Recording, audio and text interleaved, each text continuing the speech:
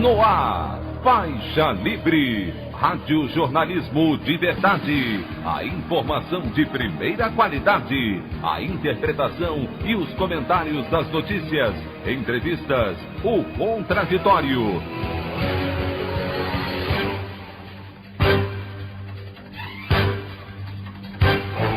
Tudo para aproximar você cada vez mais da realidade do Brasil e do mundo. Apresentação: Anderson Gomes. Polícia Federal prende a ativista Sarah Winter, apoiadora de Bolsonaro e que liderou o grupo que atirou fogos contra o Supremo Tribunal Federal. Secretário do Tesouro Nacional Mansueto Almeida deixa o governo e Paulo Guedes anuncia economista Bruno Funchal para a função. Ministro da Educação Abraham Weintraub balança no cargo e Bolsonaro busca saída honrosa para o titular da pasta. Essas e outras notícias na edição desta terça-feira, 16 de junho do ano de 2020 do programa Faixa Livre.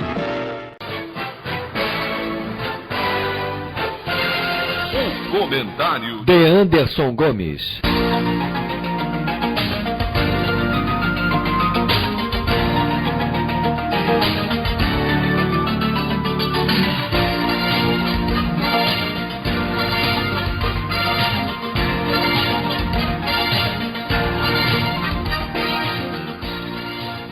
Bom dia, ouvintes. A despeito da situação grave que o país atravessa, ontem tivemos a prisão daquela ativista Sarah Winter, uma das lideranças do Grupo dos 300 de apoio a Jair Bolsonaro, que teve seu acampamento desmontado da Praça dos Três Poderes no último sábado e, em represália, atirou fogos de artifício em direção ao Supremo Tribunal Federal. Eu gostaria de ler uma importante carta escrita por um grupo de personalidades, políticos e acadêmicos que se auto-intitula Observatório Carioca da Pandemia, onde eles apontam as iniciativas que as diferentes esferas governamentais devem implementar para se conter os efeitos econômicos e sociais causados pela pandemia de coronavírus. O título do manifesto é Carta da Cidade do Rio de Janeiro em Defesa da Vida. A nossa cidade passa por um dos piores períodos da sua história.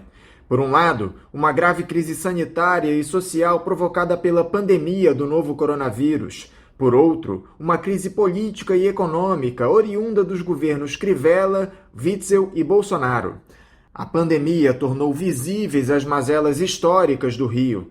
Durante décadas foram implementadas políticas urbanísticas fundamentadas no pensamento higienista e na especulação imobiliária, com a remoção dos mais pobres para regiões sem infraestrutura e sem potencial para desenvolvimento econômico.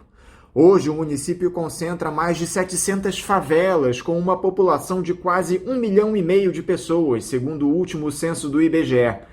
O vírus avança nessas localidades como resultado da interação entre a falta de saneamento básico, o desemprego e a ausência de políticas públicas efetivas. O modelo de governança implantado pelo atual prefeito, com deficiências nos sistemas de proteção social e na saúde, contribui para o recrudescimento dos números de casos e de mortes.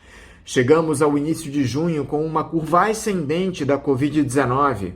No total, a pandemia tirou a vida de quase 4.500 pessoas da cidade, onde já são registrados 36.115 casos confirmados, de acordo com os dados oficiais de 8 de junho. Temos a mais alta taxa de letalidade do país, de 12,35%. Os estudos de especialistas apontam que os bairros da periferia são as maiores vítimas. Quem mais morre no Rio pela Covid-19 são os mais pobres, na sua maioria homens e mulheres negras. Nesse quadro, que impõe medidas mais contundentes de proteção da população, apontadas por diversas instituições científicas, o prefeito Marcelo Crivella adota um caminho contrário e imprudente ao liberar diversas atividades, após implantar medidas na metodologia da contagem dos óbitos. O estudo realizado por cientistas, publicado em junho na revista Nature, aponta que as medidas tomadas de distanciamento e isolamento social em 11 países evitaram mais de 3 milhões de mortes na Europa.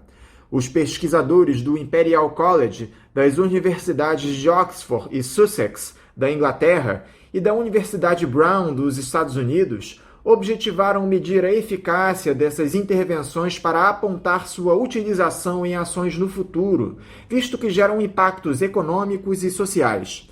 A reabertura da cidade do Rio, com os índices de contágio ainda muito altos, coloca toda a sociedade em risco, tanto pela agressividade e complicações em decorrência do vírus, como pelo colapso do sistema de saúde, que não terá como atender ao aumento exponencial da corrida a hospitais, clínicas e postos de saúde.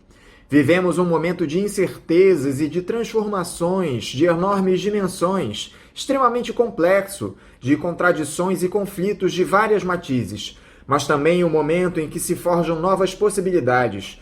Com determinação e resistência democrática, é preciso inventar novos caminhos diante do caos de governança instalado em nossa cidade. Nós, moradores do município do Rio de Janeiro, entendemos que o grande desafio é a luta pela superação das desigualdades e o atendimento à população com dignidade, com o fortalecimento do SUS e do sistema de saúde municipal. Uma formação de consciências que coloque a vida na centralidade das decisões do executivo da cidade. Afirmamos a necessidade de elaboração de um programa democrático popular para o combate ao coronavírus e para a retomada econômica, social e cultural da cidade no pós-pandemia. Este programa deve ser fruto de uma ampla articulação suprapartidária dos movimentos sociais, sindicais, da academia e de lideranças populares com base em um novo pacto social que preserve a vida e considere a retomada do meio produtivo como motor para mitigar os graves problemas sociais. A fim de evitar um colapso no sistema de saúde e evitar o aumento vertiginoso do número de mortes, defendemos de imediato ampliar os investimentos e agilizar os repasses da Prefeitura para o sistema de saúde no combate à pandemia, bem como dar prioridade à execução orçamentária para a proteção social das populações vulneráveis. Implementar um planejamento de saída da crise com base em critérios científicos, com a adoção de medidas mais rígidas de isolamento e distanciamento social. Adotar medidas massivas de testagem da população. Implementar um programa de renda básica promulgado em lei pela Câmara Municipal do Rio de Janeiro. Implantar um plano emergencial de combate à Covid-19 nas favelas e territórios periféricos. Dar total transparência às informações sobre os casos de contaminação e óbitos com disponibilização integral dos dados pelo Instituto Pereira Passos e dos relatórios do Gabinete de Crise do Comitê Científico. A opinião do Faixa Livre. Bandeirantes, 1360. Estamos apresentando Faixa Livre. Fique em casa e defenda a educação, a saúde pública e a pesquisa brasileira. Seja solidário. A vida vale mais que os lucros. Uma campanha do Andes, Sindicato Nacional dos Docentes das Instituições de Ensino Superior. Voltamos a apresentar Faixa Livre. Estamos de volta, ouvintes, com isso da edição de hoje do programa Faixa Livre, que tem na sua produção a jornalista Celeste Sintra, auxiliada pela também jornalista Natália Moraes, tendo no comando do áudio o Francisco. Meu bom dia a todos. E meu bom dia também a você, que pode aqui participar nos enviando mensagens eletrônicas para o endereço ouvinte@programafaixalivre.com.br ou ainda registrando suas participações diretamente nas nossas redes sociais. No Facebook, nossa página é o Programa Faixa Livre. No Twitter e no Instagram, para deixar o seu recado, basta seguir os perfis @PGMFaixaLivre. Lembrando que as participações por telefone estão inviabilizadas, pois durante o período da pandemia do novo coronavírus, nosso programa está sendo gravado no dia anterior à sua veiculação. Pedimos desculpas aos nossos ouvintes que costumam interagir conosco desta forma, mas foi a maneira encontrada pela equipe do Faixa Livre para mantê-los informados sobre o que acontece no país e no mundo com essa nossa visão crítica, e ao mesmo tempo preservando a saúde dos profissionais que levam o programa ao ar. O Faixa Livre pode ser acompanhado também pelo nosso aplicativo para celulares com sistema operacional Android. O nome do aplicativo é Programa Faixa Livre. Os ouvintes também têm acesso à transmissão pelo nosso site, o www.programafaixalivre.com.br, ou pela página da Associação de Engenheiros da Petrobras, a AEPET, uma das nossas entidades patrocinadoras, no www.aepet.org.br. Para quem perdeu alguma das edições ou quer ouvir novamente o Faixa Livre, os áudios das entrevistas e editoriais estão disponíveis no nosso podcast, nos aplicativos Spotify, Deezer e Castbox. E dando início às nossas entrevistas, eu cumprimento o vereador pelo PT aqui no Rio de Janeiro, Raymond. Raymond, bom dia. Bom dia, meu amigo. Bom dia a você, a todos os ouvintes, a todos aqueles que nos acompanham nesse momento. Um grande abraço, paz e bem. Muito obrigado, Raymond, por novamente conversar conosco aqui no programa. Raymond, esse difícil momento pelo qual não só o Brasil, mas toda a humanidade atravessa, é potencializado aqui no Rio de Janeiro por figuras que deveriam nos conduzir para a solução do problema da pandemia do novo coronavírus. O presidente Jair Bolsonaro e o prefeito Marcelo Crivella estão alinhados politicamente em um projeto de contorno genocida, de extermínio da população pobre que não tem acesso às medidas sanitárias para a redução das infecções pela doença, bem como são empurradas para as ruas pela necessidade de manter uma subsistência mínima, já que não contam com o apoio financeiro necessário do Estado.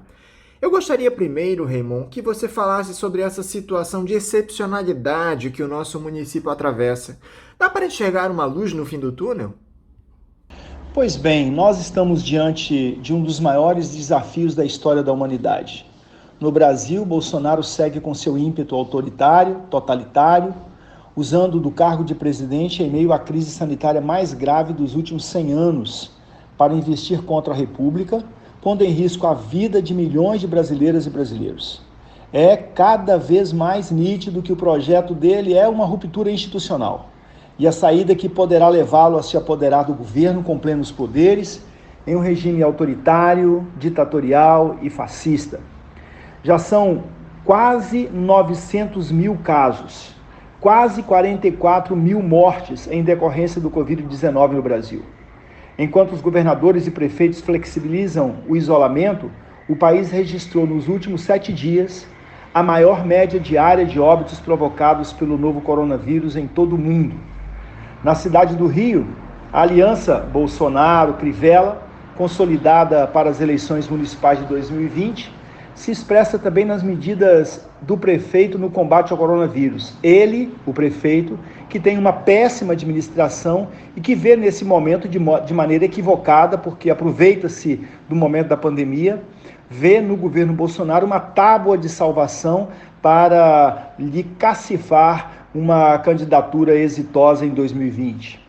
As medidas administrativas do prefeito corroboram com a tática central de Bolsonaro em torno do fim do isolamento social.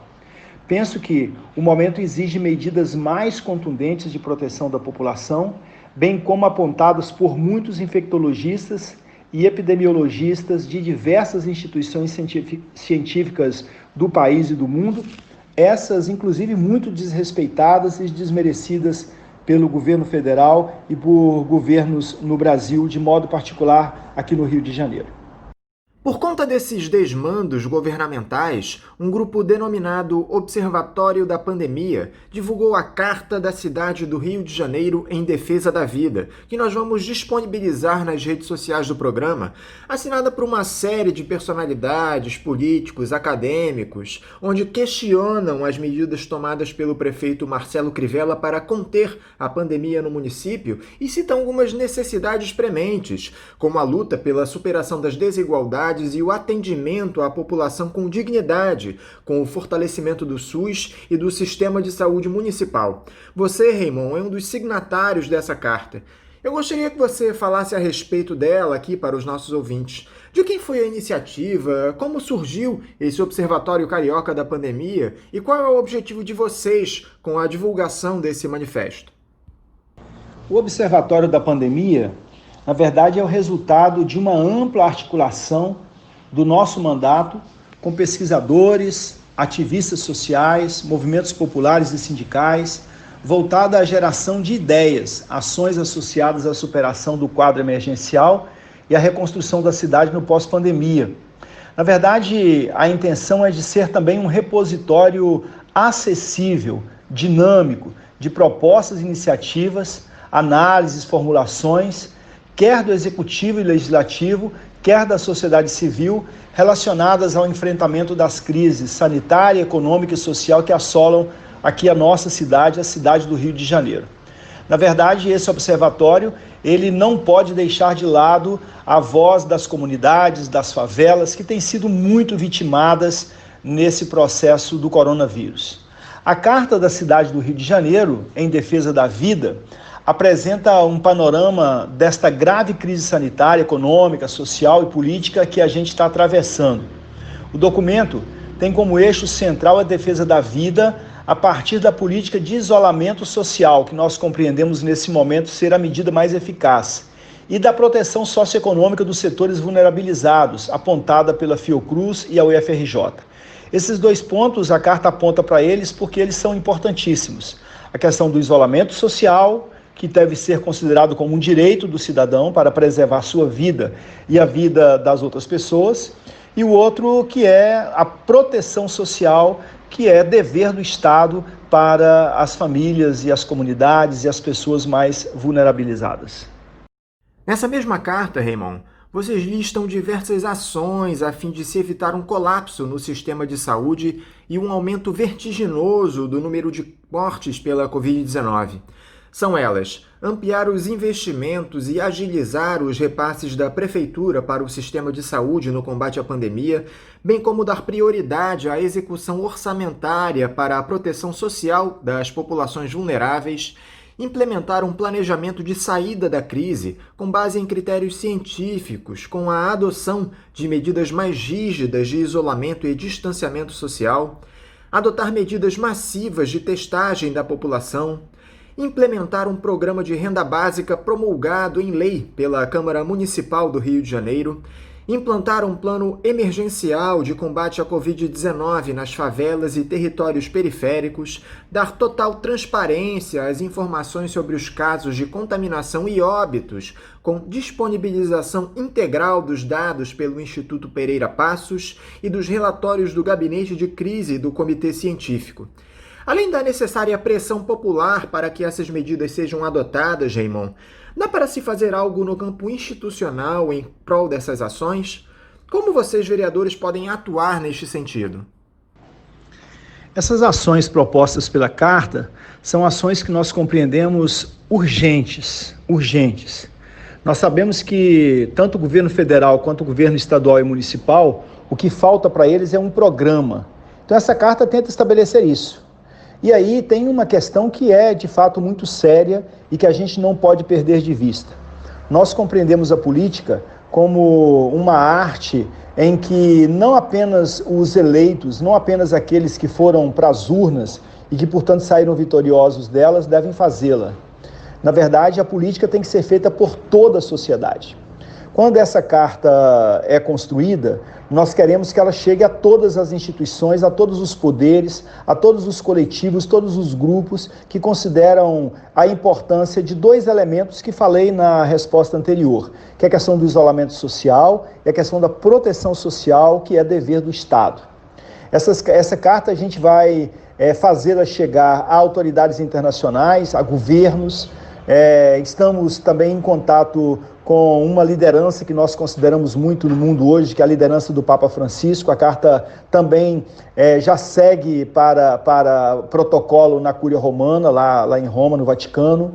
E a gente também compreende que, na verdade, é inicialmente um alerta à Prefeitura por conta da sua letargia em algumas ações que consideramos que devem ter mais celeridade, mais rapidez. Mas existem também algumas outras ações, por exemplo, o Ministério Público, as instituições ligadas ao Poder Judiciário. A gente pretende levar a cabo toda essa luta e por isso essa carta tem assinatura, por isso são signatários dessa carta tantas pessoas, sejam elas do movimento social, do movimento popular, como também da academia, pesquisadores, artistas, políticos. Então, há sim o que fazer, além de só escrever o que a carta está escrevendo, ou passar adiante só o que a carta está passando. Também as instituições do Ministério Público, da Defensoria Pública, da OAB e do Judiciário também estão sendo acionados. O que me chama a atenção, Raymond, é que esse programa de renda básica aprovado na Alerj há 2 meses, vetado pelo prefeito e que teve o veto derrubado 2 semanas atrás, segue sem ser implementado. O Renda Básica Carioca amplia o valor do Cartão Família Carioca a 1 salário mínimo e inclui várias categorias prejudicadas pela pandemia. Quem já recebeu aqueles R$ 600 do auxílio emergencial do governo recebe um complemento de R$ 445. O que é que o Crivella alega para não colocar em prática essa lei, Raymond? Na verdade, quando a Câmara Municipal aprova esta lei, o que ela está fazendo é considerando que a cidade do Rio de Janeiro é uma cidade, dentre as capitais brasileiras, uma cidade de custo de vida alto. E por isso a adequação. Na verdade, não é só o município do Rio de Janeiro, diversos municípios brasileiros têm feito programas e projetos e legislações de renda básica, de renda mínima, para compreender que precisa completar ou complementar aquilo que vem do governo federal. E nós sabemos a moleza, né, a vagareza que vem do governo federal, expondo as pessoas na porta dos bancos, etc. A gente sabe como é que isso tem sido e também como muita gente ainda não conseguiu receber sequer uma parcela daqueles R$ 600, que o governo federal diz ser ele o autor, quando na verdade ele apenas sanciona porque há uma pressão de alguns partidos na Câmara Federal e que elevam o valor de R$ 200 proposto inicialmente pelo governo. O que o Crivella alega, na verdade, é falta de recurso, mas na nossa leitura não é falta de recurso, na nossa leitura é falta de prioridade.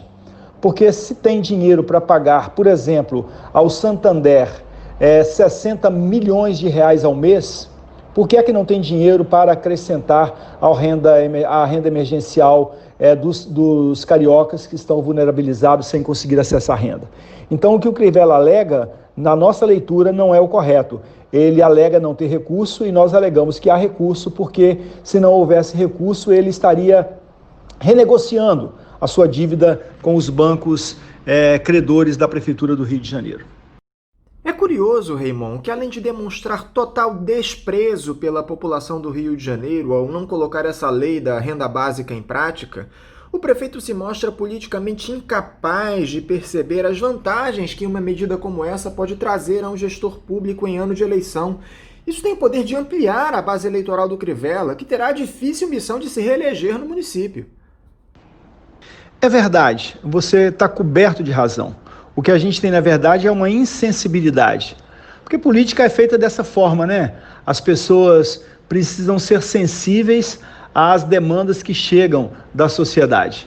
E nesse caso, o que a gente tem é uma prefeitura insensível, uma prefeitura que não está compreendendo a importância e a sua obrigação de levar adiante aquilo que verdadeiramente é a sua obrigação e o direito do povo. Crivella podia de fato entender que aprovar e colocar em prática essa lei aprovada na Câmara daria a ele, de certa forma, alguns pontos percentuais, vamos dizer assim, no processo eleitoral. O seu governo já tão desgastado, nem isso consegue ver, porque, na verdade, há uma leitura míope da cidade no nosso entendimento.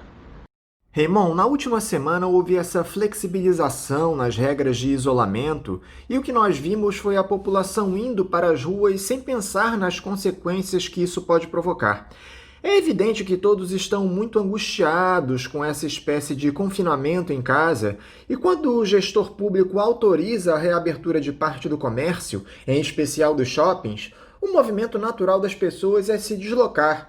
Em um momento em que a cidade do Rio de Janeiro já tem mais óbitos ocasionados pela Covid-19 que a China inteira, onde teve início a pandemia, e a curva de contágio segue em projeção ascendente. Vocês lá na Câmara dos Vereadores chegaram a contestar esse afrouxamento da quarentena? Temos sim, temos questionado isso permanentemente, mas há, como eu disse, uma insensibilidade do governo municipal. nós compreendemos que esse afrouxamento da quarentena, portanto, essa reabertura da cidade, notadamente os shoppings, o que a gente tem, na verdade, é uma irresponsabilidade sem par da Prefeitura do Rio de Janeiro, que diz ter um comitê científico esse que nem regulamentado por decreto ou por resolução ou por portaria está, e que, portanto, o Crivella se ancora nisso para dizer que, de fato, ele está fazendo uma coisa baseada em critérios científicos.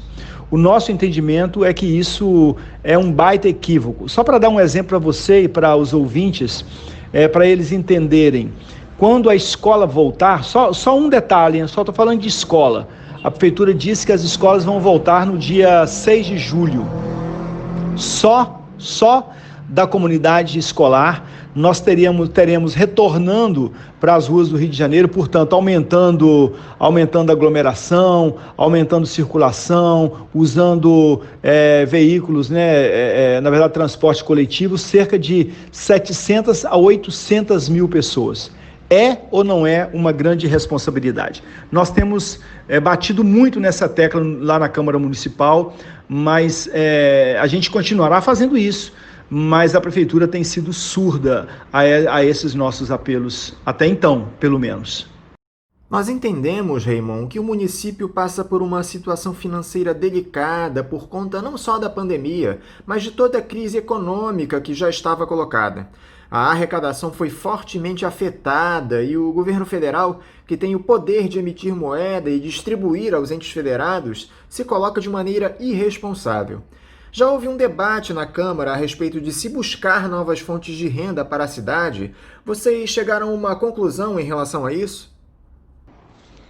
Na verdade, se a gente pensar bem, uma das coisas que temos falado na Câmara é se o governo Crivella se aproximou tanto do governo Bolsonaro, a nossa expectativa é que essa aproximação que o governo Crivella faz, ele poderia usar dessa aproximação para dizer ao governo federal que o Rio de Janeiro precisa de recurso, para dizer ao governo federal que o Rio de Janeiro precisa de repasse, para cuidar das questões da saúde, do combate à pandemia. O que a Prefeitura tem, na verdade, colocado alguns projetos que são projetos muito polêmicos. Por exemplo, um projeto de lei complementar 174, que fala sobre a questão dos padrões urbanísticos da cidade. E aí na nossa leitura é muito equivocado, porque acaba usando o tempo da pandemia para abrir espaço para que a cidade seja uma cidade mais adensada em algumas áreas, para dar permissão de aumento de gabarito, aumento construtivo da cidade, o que aí, no nosso entendimento, é um equívoco.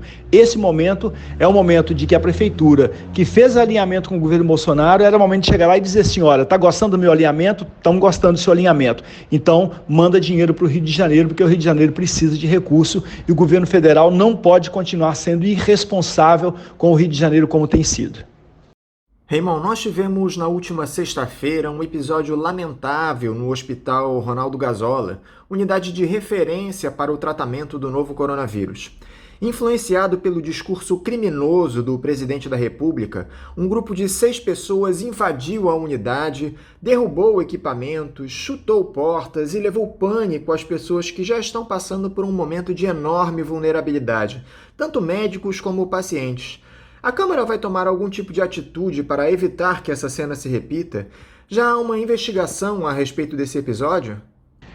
Pois é, nós costumamos dizer que há um governo autorizativo, um governo que está autorizando fatos como este. O que aconteceu na praia de Copacabana, por exemplo, naquele protesto pacífico, naquela manifestação pacífica da abertura das 100 sepulturas com as cruzes. O que aconteceu no Ronaldo Gazola com apoiadores do governo federal entrando e fazendo aquela arruaça que fizeram. Na verdade, isso a gente tem que dizer quem é que tem culpa dessa história toda, quem é que está incentivando tudo isso, que é a própria presidência da República.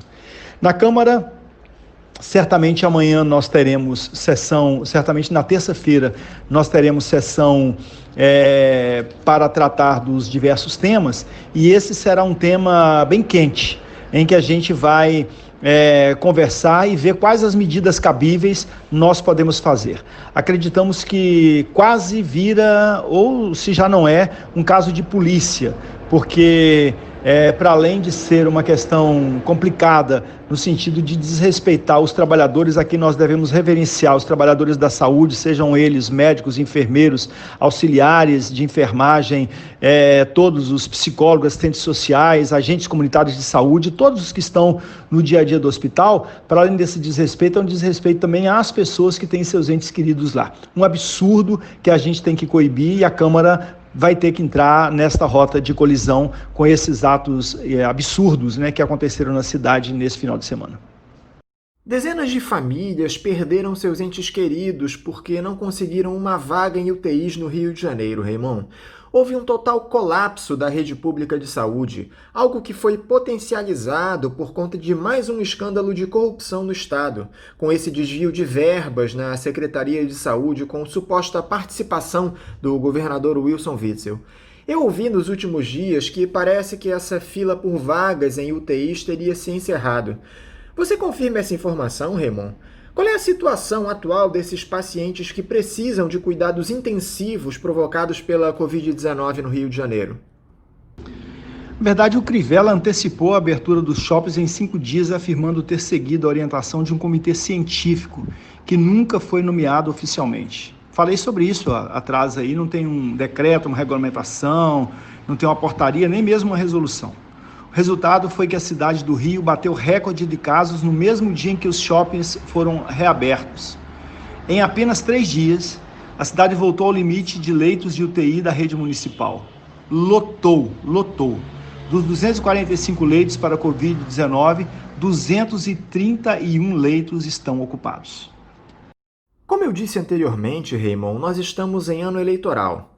Se faz necessária a implementação de um programa de inclusão das famílias de baixa renda na economia do município, é fundamental se discutir a redução das desigualdades no Rio de Janeiro, mas parece que a esquerda segue alheia a esse debate.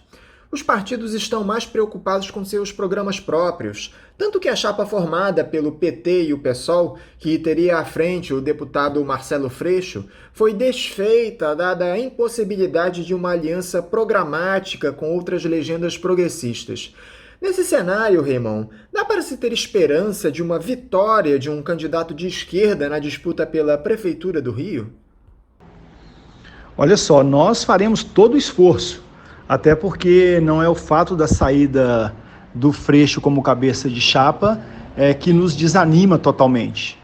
Entendo que derrotar o Crivella, portanto derrotar sua reeleição na cidade, significa também impor uma derrota ao bolsonarismo, além da possibilidade de rearticular as forças democráticas e progressistas na nossa cidade, que existem, que estão vivas.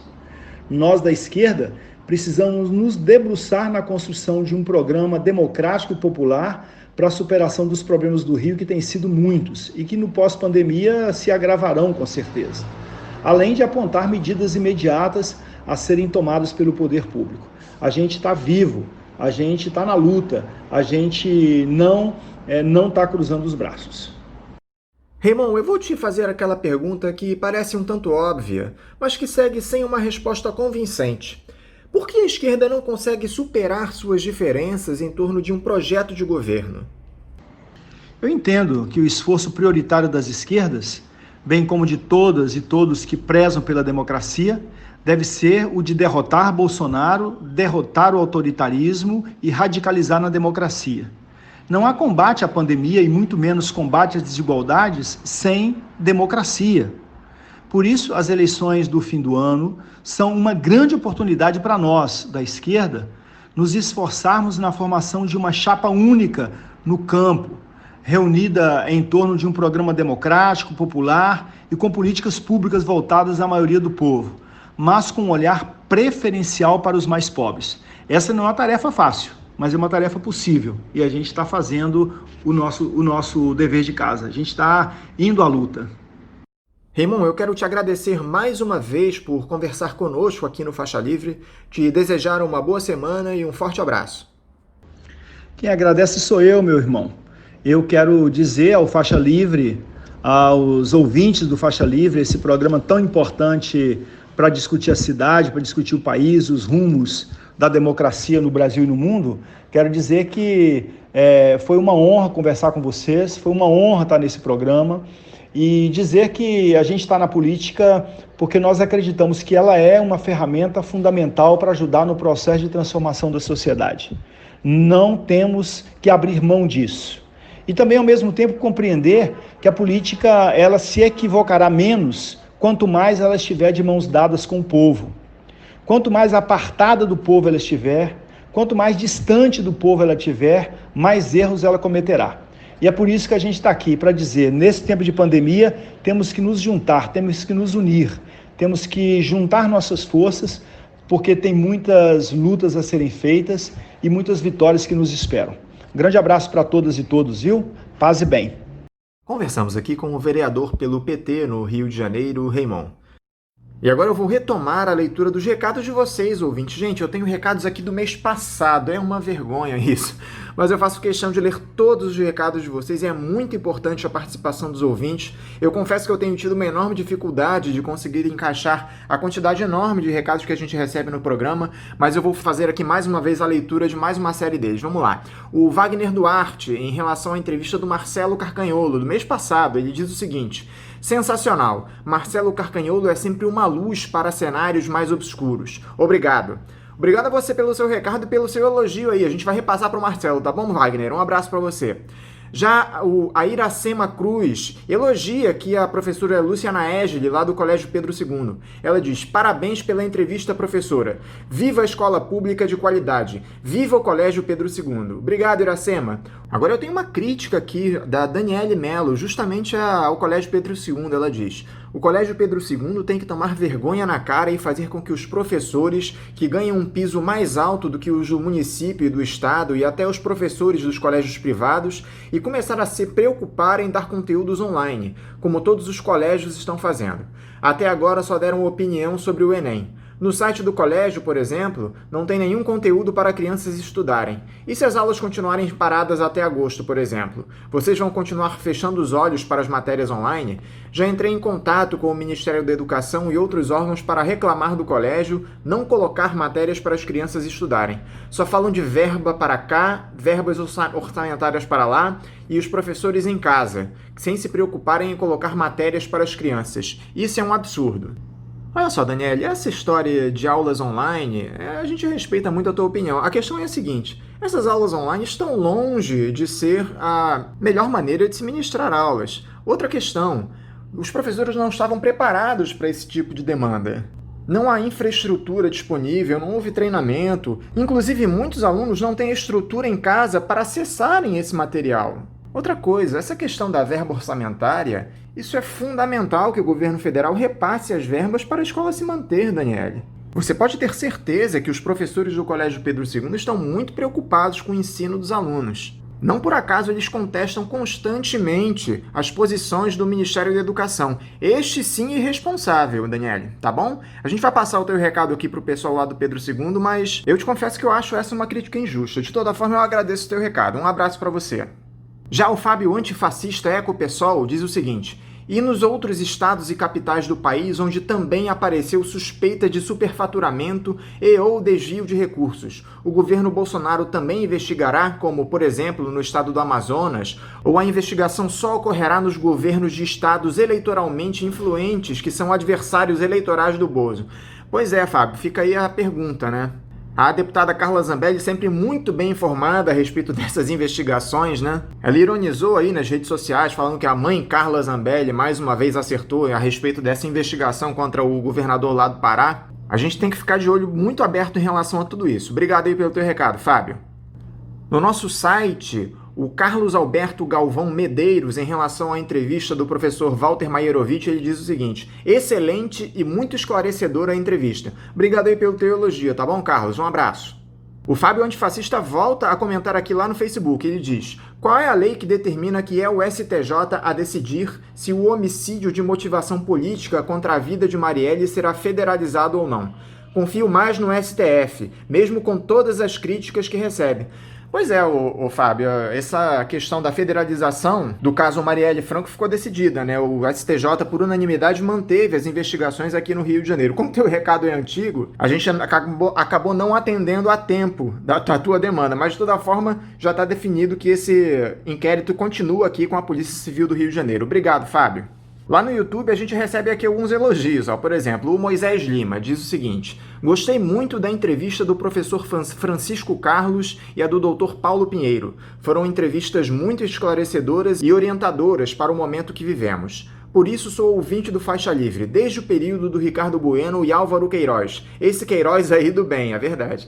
Muito obrigado e um abraço a todos. Eu que te agradeço, Moisés, pela audiência de longo tempo aqui ao Faixa Livre. Mando um abraço para você e continue nos ouvindo aqui na Rádio Bandeirantes, tá bom? O Marco Schneider, também lá no YouTube, diz: Anderson Gomes tem honrado a melhor tradição do comando das mesas do Faixa Livre. Seus editoriais são fortíssimos e sempre precisos. Obrigado aí, Marcos. Eu te agradeço muito o elogio. A gente vai tentando aí manter a tradição do Faixa Livre, que é fundamental. A gente continuar com o nosso posicionamento crítico a respeito de tudo que acontece no nosso país, especialmente no momento que a gente passa de excepcionalidade, com um governo que destrói o Estado Nacional e ameaça a nossa democracia constantemente. Mais uma vez eu te agradeço o elogio, tá bom, Marcos? Um abraço para você. No Facebook, a Michele Ferreira comenta a entrevista do Paulo Pinheiro também. Ela diz: exatamente, seja responsável e incentive. Quanto mais diálogo com a população brasileira, mais resultados a favor da vida se obterá. Aqui em Goiânia estamos com ótimos resultados. O isolamento é a única saída para esse vírus mortal. Temos que conscientizar porque não tem suporte na saúde para um colapso. E cada um fazendo sua parte, teremos bons resultados a favor da vida. Impeachment já! Na verdade, o nome dela é Mochele Ferreira. Eu disse Michele, mas não, me enganei. É Mochele. Eu te agradeço o recado, tá bom? A gente concorda contigo. Impeachment já. No Facebook, o André, do Morro da Formiga, volta a comentar aqui. Ele diz: parabéns pela excelente condução do programa, Anderson Gomes. Absolutamente à altura do titular Paulo Sérgio Passarinho. Deixo como proposta entrevistar novas pessoas, capazes de trazer novas possibilidades para atuarmos sobre os muitos problemas que nos afligem. André, eu que te agradeço a audiência de sempre, o carinho que você tem aqui com Faixa Livre. Eu vou passar o teu recado aqui para a nossa produtora Celeste Sintra. E seguimos juntos aí na luta, André. Muito obrigado a você, mais uma vez. No nosso site, a Wanda Ribeiro elogia o jornalista Cid Benjamin. Ela diz: valeu, Cid. Beijos. Vamos passar o teu recado para ele, tá bom, Wanda? Obrigado. Também no nosso site, em relação à entrevista do Marcos Arruda, o José Carolino Toches Filho diz o seguinte: realidades de um Brasil nas mãos de um fascista e genocida. O circo está armado e o Marcos Arruda desnuda a farsa do Bolsolini na entrevista. A gente agradece aí o teu recado e o elogio também ao Marcos Arruda. A gente vai passar para ele, tá bom, José Toches? Um abraço para você. No Facebook, nós temos uma série de elogios também à entrevista do Marcos Arruda. O título da matéria que nós escrevemos para a entrevista foi Bolsonaro se prepara para golpe. E a respeito desse título, o Pedro Alves diz o seguinte: óbvio. É verdade, Pedro, é óbvio que ele se prepara para dar um golpe aí no nosso país e a gente tem que estar muito atento. Já o Jorge Contursi diz o seguinte: desde sempre, ele gravou um vídeo há quase 30 anos. Disse que seu herói era um torturador. Ninguém foi enganado. A Alemanha também pagou para ver e deu no que deu. É verdade, José. Fica aí o teu alerta. A Rosaria Figueira diz: o golpe que Bolsonaro está preparando vai trazer a milícia organizada para ruas com bandidos. A Helena Vieira: as Forças Armadas se arriscariam numa aventura com ele? Me pergunto. Sei não. Pois é, Helena, a nossa dúvida também é essa. Os oficiais que estão no governo têm dado sinais de que devem embarcar com Bolsonaro nessa sandice de uma nova ditadura no país. Temos todos de ficar muito alertas e lutarmos agora nas ruas contra essa ameaça do fascismo que se instaura no país. A Tita Ferreira: a entrevista é muito mais que esse título. É um belo de um resumo de como aqui chegamos e um belo apontamento para a democracia participativa. O elogio aí da Tita para a entrevista do Marcos Arruda. A Ana Gorender diz o seguinte: penso que o golpe que abriu as portas para o genocida já foi dado em 2016. Agora é o desenrolar dele. Militares já ocupam diversos e muitos cargos de decisão na administração pública federal. O Heleno não teria dado a declaração sobre a entrega do celular do patrão se já não houvesse conversado sobre o assunto antes, inclusive com setores das Forças Armadas, tanto que imediatamente após, generais da reserva o apoiaram. A Polícia Federal já está nas mãos do presidente fascista, que manifestou pressa nas mudanças com a publicação da portaria de exoneração do Valeixo, mesmo que pagando o preço de falsidade ideológica. A pergunta que faço não é se Bolsonaro prepara um golpe, mas em que configuração do golpe estamos. Pois é, a Ana aí faz um alerta muito importante. Parece que está muito claro de que esse golpe que o Bolsonaro já engendra há algum tempo será dado. As forças democráticas têm de se preparar para superar esse momento. Essa é a questão. As instituições têm de agir para impedir que o Bolsonaro coloque adiante todos os seus planos. Eu te agradeço muito o alerta, tá bom, Ana? Um abraço para você. Lá no nosso Instagram, a Marilda Ribeiro diz o seguinte: estou gostando do programa com o Anderson, mas o Paulo também é muito bom. Quanto ao caos que está o Brasil, fico muito apreensiva e me pergunto onde o povo estava com a cabeça quando elegeu esse fascista. É verdade, Marilda, a gente te agradece o elogio e fica a pergunta. Onde o povo estava com a cabeça? A grande verdade é que a eleição do Bolsonaro foi influenciada por conta desse sentimento antipetista e pelas fake news que andaram rondando aí as redes sociais. Essa é a verdade, né, Marilda? Te agradeço aí o recado. Um abraço. O Roberto Mendonça, no Facebook, diz: a investigação sobre as fake news deve causar pesadelos neste fascista. É verdade, Roberto. E elas estão avançando. A gente espera aí que o Supremo Tribunal Federal e o próprio Congresso coloquem à frente todas essas investigações e que toda essa verdadeira quadrilha seja punida e a chapa Bolsonaro-Mourão seja caçada. Eu te agradeço, tá bom, Roberto? Um abraço. E mais um recado aqui para a entrevista do Marcos Arruda. A Irlis Carvalho diz: a fala do Marcos pode parecer uma utopia, mas é verdade que milhões de pessoas já vivem num mundo socialista. Além disso, fora desta proposta e visão, não há salvação nem para nós, nem para o planeta, nossa casa. Fica aí o alerta da Irlis. Obrigado a você, tá bom, Irlis? Um abraço. Lembrando mais uma vez que neste momento de excepcionalidade que nós passamos com a pandemia, as participações via telefone estão inviabilizadas. Então, vocês podem nos enviar os seus recados pelas nossas redes sociais, no Facebook, Instagram e Twitter, pelo nosso site, o www.programafaixalivre.com.br e pelo nosso canal no YouTube, que é o Faixa Livre. Vamos agora a um rápido intervalo. Voltaremos daqui a pouco. Fique em casa e defenda a educação, a saúde pública e a pesquisa brasileira. Seja solidário. A vida vale mais que os lucros. Uma campanha do Andes, Sindicato Nacional dos Docentes das Instituições de Ensino Superior. Voltamos a apresentar Faixa Livre. Estamos de volta, ouvintes, e agora eu cumprimento a presidente da Associação Brasileira de Saúde Coletiva, a Abrasco, e professora do Instituto de Medicina Social da Universidade do Estado do Rio de Janeiro, a UERJ, Gulnar Azevedo. Gulnar, bom dia. Bom dia, é um prazer estar aqui com vocês. Cumprimento todos os ouvintes do programa Faixa Livre. Gulnar, muito obrigado por nos conceder essa entrevista aqui ao Faixa Livre. Gulnar, a pandemia da Covid-19 no Brasil tem provocado uma série de estragos. Nós já somos o segundo país em número de mortes no mundo e nos aproximamos cada dia mais da marca de 1 milhão de infectados. Isso sem contar a subnotificação provocada pela falta de testes. Nos parece claro que essa situação é amplificada por esse discurso negacionista e irresponsável de um presidente da República que demitiu 2 ministros da Saúde e agora mantém um general do Exército no cargo. Como a Abrasco tem observado e agido diante de todo esse quadro de excepcionalidade na saúde do Brasil? Como a Abrasco vem lidando com a situação de um discurso ambíguo, um discurso que deixa as pessoas perdidas em relação ao enfrentamento dessa crise sanitária enorme que vem acontecendo no país e no mundo inteiro. É muito importante que todas as vozes façam, neste momento, o que é necessário fazer, seguir a ciência. Vamos ouvir a experiência de outros países. Vamos entender que hoje o que é recomendado é o distanciamento social e o isolamento de casos suspeitos. Todas as outras vozes que propõem o contrário realmente não estão ajudando o combate, o enfrentamento dessa epidemia.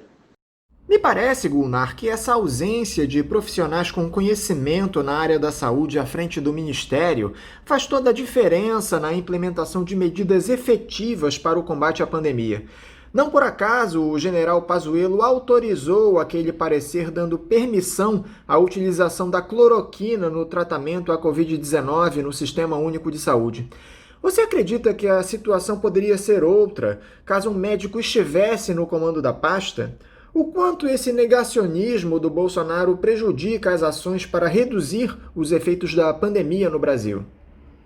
Em relação às medidas efetivas e a permissão de usar a cloroquina como medicamento, que seria um medicamento eficaz, vários estudos já mostraram que não é isso. A cloroquina não tem trazido nenhum benefício adicional, não tem mostrado resultados promissores e, no entanto, a gente sabe o que pode ser feito hoje. O que pode ser feito hoje, novamente? O que pode ser feito hoje é seguir a experiência dos países que conseguiram controlar essa epidemia. O que pode ser feito hoje é garantir que todas as pessoas que tenham necessidade de atendimento consigam fazer isso de forma ágil para que elas possam ter assistência, se inclusive assistência especializada com tratamento em unidades de serviços intensivos de saúde. Isso é importantíssimo. Ter ou não um médico ao centro do Ministério da Saúde, eu acho que não faria diferença se fosse um profissional de saúde de qualquer outra formação, mas um profissional de saúde que entendesse o papel da ciência, entendesse o papel da saúde pública hoje neste enfrentamento. Frente a esse negacionismo patrocinado pelo presidente Gulnar, determinadas situações são muito simbólicas e eu gostaria de tratar de algumas delas agora. Primeiro, nós tivemos na última semana aquele protesto realizado nas areias da praia de Copacabana, aqui no Rio de Janeiro, onde covas rasas foram cavadas simbolizando as inúmeras mortes pela Covid-19 e foram posicionadas cruzes em frente a elas. Em um gesto de total desumanidade, um bolsonarista que passava pelo local derrubou as cruzes e condenou a manifestação. O que surpreendeu é que um senhor que havia perdido um filho de 25 anos para o coronavírus se revoltou e recolocou as cruzes no local uma a uma. Isso dá a noção de como algumas pessoas perderam completamente a capacidade de se solidarizar à dor do outro, né, Gunnar? Esse episódio que assistimos na televisão, com o pai revoltado e recolocando cruzes, talvez tenha sido a imagem mais triste que eu vi nos últimos tempos. A imagem mais triste de ter que mostrar a dificuldade que é pessoas não terem um mínimo de solidariedade, não se sensibilizarem com o sofrimento do outro e não entenderem que estamos diante de uma crise gravíssima, que inclusive está levando a óbito não só de pessoas idosas ou pessoas com comorbidade, de pessoas jovens, como é o caso desse pai. Muito triste assistir a isso que o Brasil viu, muito triste. Espero que a gente não tenha que ver imagens novamente desse jeito. Outro episódio lamentável e muito perigoso aconteceu no Hospital Municipal Ronaldo Gazola, unidade de referência para o tratamento da Covid-19 no município do Rio. Um grupo de bolsonaristas invadiu o hospital, derrubou computadores, chutou portas e provocou pânico a quem estava no local. Eles só foram contidos com a chegada da polícia. Só que essa atitude foi muito influenciada pelo discurso do presidente da República, incentivando que seus apoiadores entrassem nas unidades de saúde para filmar as alas de pacientes com coronavírus. Como a Abrasco avalia esse tipo de declaração daquele que deveria zelar pela saúde das pessoas em tratamento, Gunnar? O outro episódio da invasão de pessoas no Hospital Ronaldo Gazola para saber se os leitos estavam ocupados ou não é inadmissível, foge e fere qualquer regra mínima básica de ética e nós, enquanto Associação Brasileira de Saúde Coletiva, inclusive já nos posicionamos publicamente, já foi enviada uma nota de repúdio a isso, junto com outras entidades de saúde coletiva e bioética, denunciando essa situação que não deve mais ocorrer e eu acho que a sociedade deve estar junto com a gente no sentido de não permitir que isso volte a aparecer no Brasil, em unidades de saúde, em serviços de saúde, onde, inclusive, desrespeita não só os doentes, como também profissionais de saúde. Essa tentativa de se minimizar a pandemia no país passa também pela decisão de se alterar o registro de mortos e infectados pela doença. O general Pazuello avisou que só acrescentaria aos números diários de óbitos aqueles que tivessem acontecido de fato nas últimas 24 horas, não os que foram notificados nesse período. Esse apagão de dados é muito característico em regimes autoritários e provoca efeitos devastadores nas políticas de contenção da pandemia. O Supremo Tribunal Federal acabou obrigando a retomada da contagem original pelo Ministério. Qual foi o posicionamento da Abrasco a respeito dessa situação, Gunnar? Entendemos que a tentativa de minimizar os efeitos dessa pandemia, escondendo dados, talvez seja uma situação das mais graves que a gente possa ter nos últimos tempos vivido em relação à informação de saúde, em relação ao que um gestor federal pode fazer para garantir atendimento e garantir o monitoramento dessa pandemia. Gravíssimo esse fato. Também nós, enquanto Associação Brasileira de Saúde Coletiva, denunciamos e queremos dizer que a gente tem muito orgulho do sistema de informação de saúde no Brasil, que vem sendo construído com o esforço de muitas pessoas, muitos profissionais, muitos pesquisadores, para que a gente tenha uma forma transparente de mostrar nossos dados e de poder monitorar não só essa pandemia, como todas as condições de saúde que visam a melhoria da saúde para todos no Brasil. É muito grave essa situação e, novamente, nós nos colocamos do lado de todos que defendem a transparência e não apagar dados hoje fundamentais para o controle dessa epidemia. Ainda que esteja claro para todos, Gunnar, a necessidade de se manter o isolamento social para reduzir o número de infecções pela Covid-19, uma série de prefeitos e governadores começaram a flexibilizar as regras nos últimos dias. Como era de se esperar, vimos cenas extremamente preocupantes, com as pessoas voltando a frequentar os espaços públicos em grandes aglomerações. Como vocês têm observado esse afrouxamento do isolamento? Vocês da Abrasco mantêm algum canal de diálogo com as secretarias estaduais e municipais para conversar a respeito dessas medidas, Gunnar?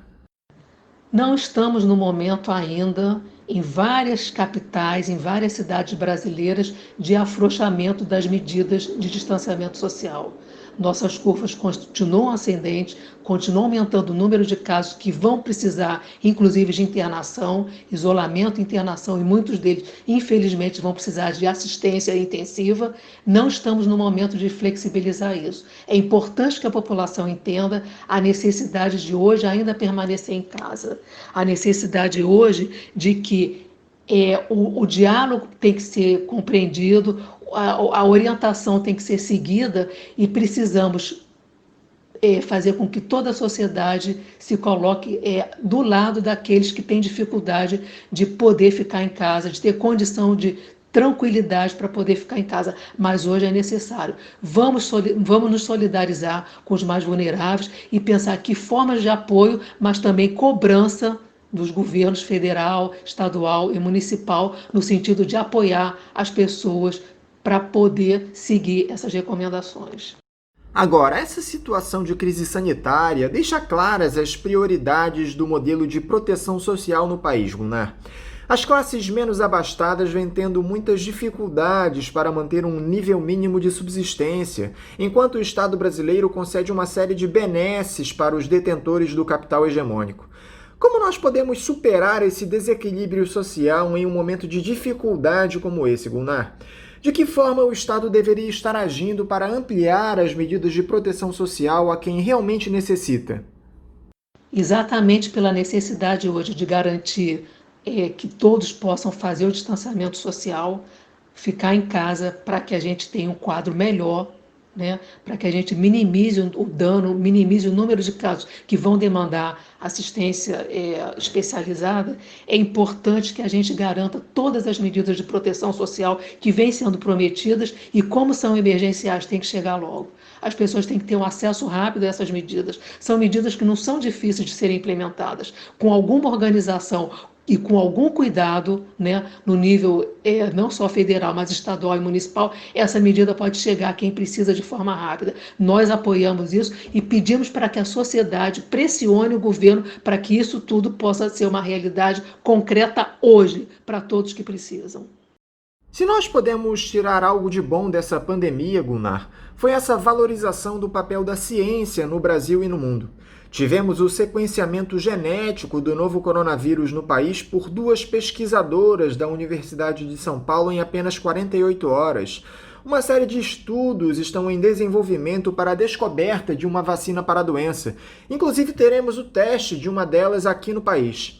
Por outro lado, o governo federal combate o conhecimento científico e ignora a importância das instituições públicas de ensino. Há alguma forma de se valorizar a ciência no país sem o envolvimento e o financiamento do Estado, Gunnar? Como nós podemos ampliar o alcance do conhecimento contando apenas com o esforço da comunidade acadêmica?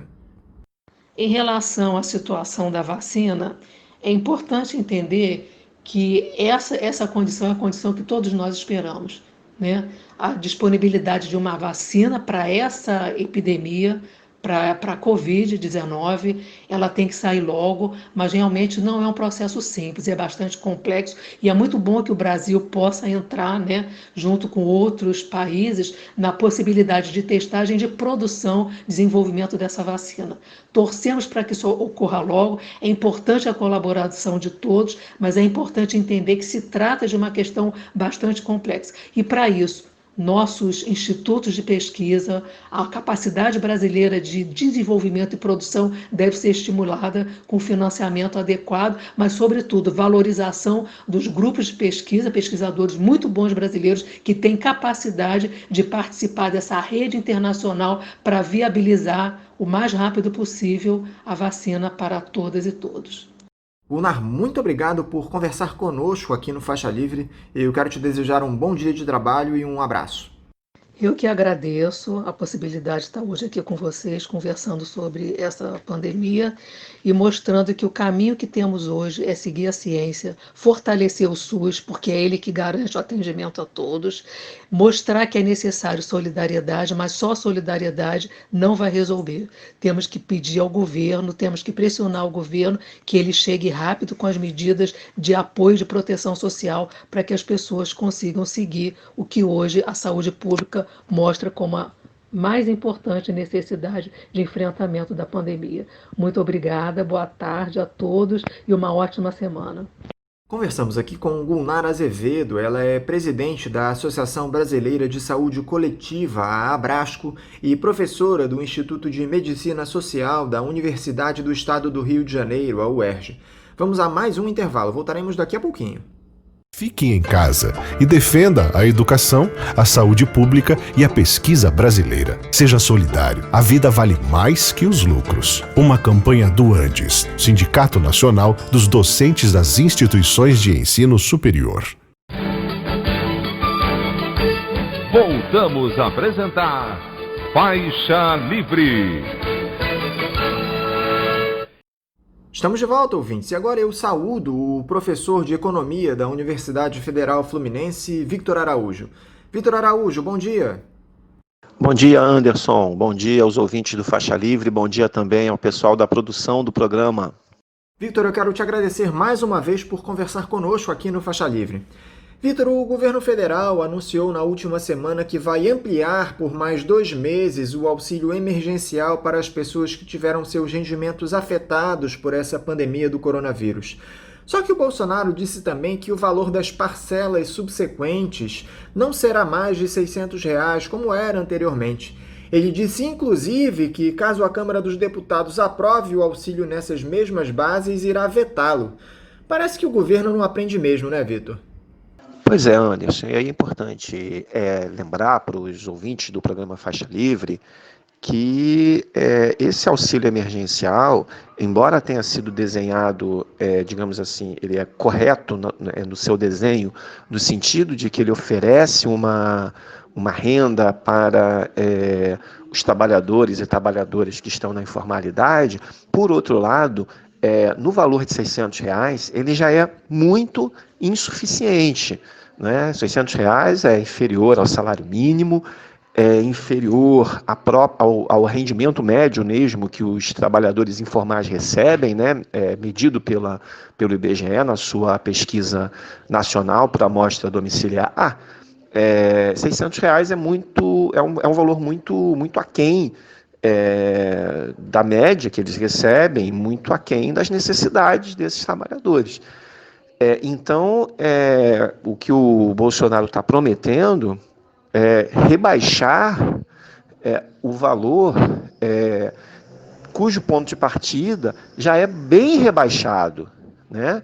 Então, reduzir de 600, vamos supor, para 300 ou para 200, obviamente isso vai ter um significado de colocar esses trabalhadores informais numa situação humanitária muito pior, né?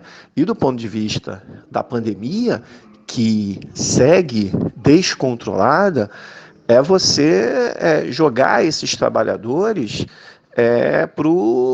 para as ruas, para a contaminação, né? Porque se antes já era dramático, não é? Você perceber que com R$600 ninguém tem condição de ficar em casa, já é obrigado a trabalhar e se expor à contaminação do coronavírus, imagina por R$200 ou R$300, né?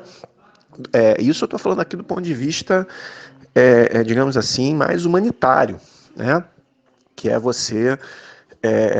o significado de você impor uma nova perda de renda para esses trabalhadores.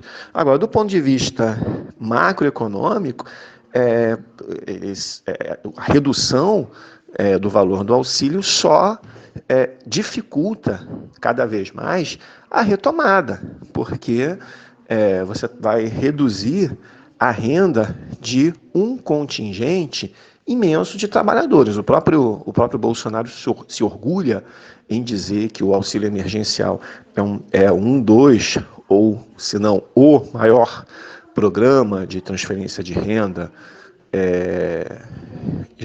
que já foi feito, quer dizer, por causa do seu alcance. Então, quando você corta de 600 para 300, você está simplesmente dizendo que o consumo, que esse contingente de brasileiros e brasileiras que consomem a partir desse auxílio emergencial vai cair pela metade, né? Quer dizer, então eles vão ter que se virar. Quer dizer, do ponto de vista macroeconômico, vai piorar ainda mais a situação da retomada. Além de todo o problema que a redução desse auxílio trará a milhares de famílias Brasil afora em um momento de excepcionalidade como esse que atravessamos, o Bolsonaro não percebe que esses recursos para a população acabam inflando sua popularidade. Ele se mantém próximo aos 30% de aprovação popular muito por conta desse auxílio emergencial.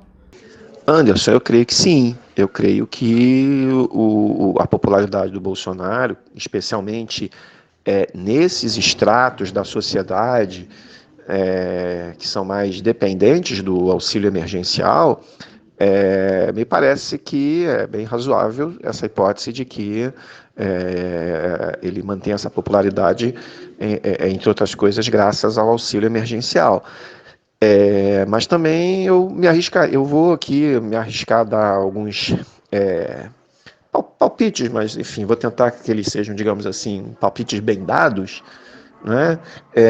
Existe também todo um esquema de comunicação, né, lá que a gente agora já vai tendo mais clareza, né?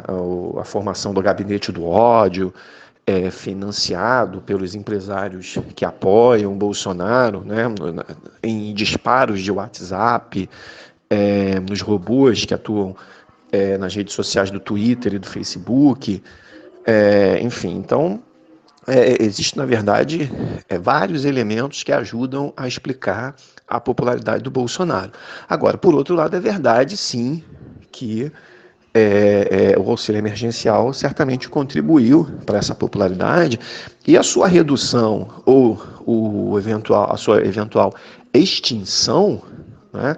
Hoje se fala em prorrogação, mas me parece que também não se tem nem clareza na equipe econômica quanto a isso. Então, ao reduzir esse valor, essa mesma população que reconheceu no Bolsonaro, né, o criador do auxílio emergencial, também vai reconhecer nele o cara que cortou pela metade esse auxílio, né, ou extinguiu esse auxílio, né? Então, a gente não sabe exatamente qual que vai ser o efeito do redesenho dessa política do auxílio emergencial, do ponto de vista do seu valor, nesses estados sociais e na popularidade do presidente. Né? A gente vai precisar, eu gosto de ser mais cauteloso nessas questões, eu prefiro esperar os acontecimentos. Até porque eu também tenho aqui cá comigo uma desconfiança, né? O Bolsonaro ele é esperto demais. Eu tenho a impressão que ele vai depois, eu não descarto a possibilidade de que o Bolsonaro vai depois tentar manter no nível de R$ 600, inclusive para se apresentar para a população como salvador da pátria. Olha, o meu ministro da Economia queria diminuir, mas eu, Bolsonaro, preferi manter em R$ 600, né? Inclusive por perceber o efeito do auxílio emergencial na sua popularidade. Então, eu também acho que a gente não deve descartar essa possibilidade, né? O Bolsonaro ele tem muitas características, uma delas é exatamente a de saber como lidar com a sua própria base de apoio. Enquanto no Brasil o Bolsonaro insiste em reduzir as medidas de auxílio em meio à pandemia, lá no Chile o presidente Sebastián Piñera anunciou um novo pacote de apoio à população e estímulo econômico no valor de $12 bilhões por 2 anos. O pacote econômico inclui medidas tributárias como cortes de impostos para pequenas e médias empresas entre 2020 e 2022, expansão do esquema de depreciação instantânea, simplificação regulatória e medidas de liquidez. Também aumenta o valor do subsídio de renda para a população mais vulnerável previamente estabelecido pelo governo. Já que o Paulo Guedes usa tanto o exemplo do Chile, Vitor, esse era mais um que ele poderia seguir, você não acha? Exatamente, Anderson. Esse é o exemplo do Chile, mas também, eu diria, o que o Chile tem se inspirado em diversas outras experiências que antecedem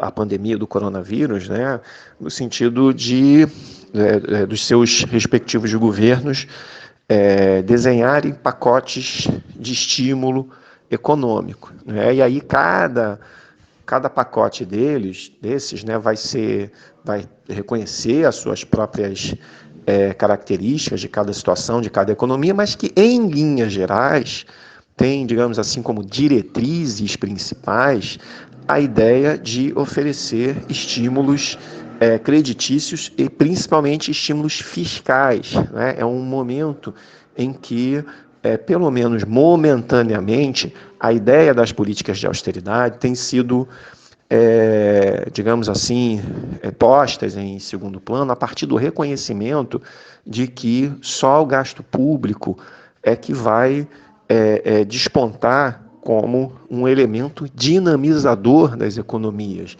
Não é? Mas um gasto público sob que forma? Em primeiro lugar, gasto público para prover renda aos trabalhadores dos setores de atividade que foram interrompidos, né, porque não são considerados essenciais e, portanto, precisaram ter suas atividades interrompidas. Né? E aí tudo que vem depois, né, é no sentido de tentar também socorrer as empresas, né? São medidas de isenção fiscal ou de adiamento do pagamento de impostos, ou ainda medidas de crédito, como você mencionou aí que o Chile fez, medidas de provisão de liquidez na economia, né, como forma de, a partir do momento que se você for bem sucedido na provisão da renda dos trabalhadores afetados, né, porque as atividades foram interrompidas, né? Então, em segundo lugar, você tem que agora permitir que as empresas consigam ter fôlego para fazer essa travessia entre o momento em que a atividade precisa ser interrompida e a sua retomada posterior ao término da pandemia, que ninguém sabe direito quando vai ser, né? Então, em linhas gerais, o que o Chile está fazendo, na verdade, ele assumiu uma diretriz que, aos olhos daqui, com essa distância que a gente tem aqui, me parece que são diretrizes corretas. E a partir dessas diretrizes, eles vão formatando o desenho das políticas. Coisa que nós não fizemos no Brasil. Tá? O Bolsonaro, ele optou por montar um programa de preservação rebaixada dos níveis de renda dos trabalhadores. Eu citei aqui o caso a gente falou agora do auxílio emergencial em R$ 600, né, quando o rendimento médio do trabalhador informal está ali na casa dos R$ 1.200 ou R$ 1.400, alguma coisa dentro desse patamar, né? Mas para o trabalhador formal, ele também fez um programa de preservação rebaixada do nível de renda, porque permitiu, né, por meio de uma medida provisória, corte de salário e de jornada com complementação do seguro-desemprego, né, dos valores equiparáveis ao seguro-desemprego, mas que representam uma queda na renda dos trabalhadores. Está claro? Então, todo o pacote do governo Bolsonaro foi desenhado na forma de um programa de preservação rebaixada dos níveis de renda dos trabalhadores, né?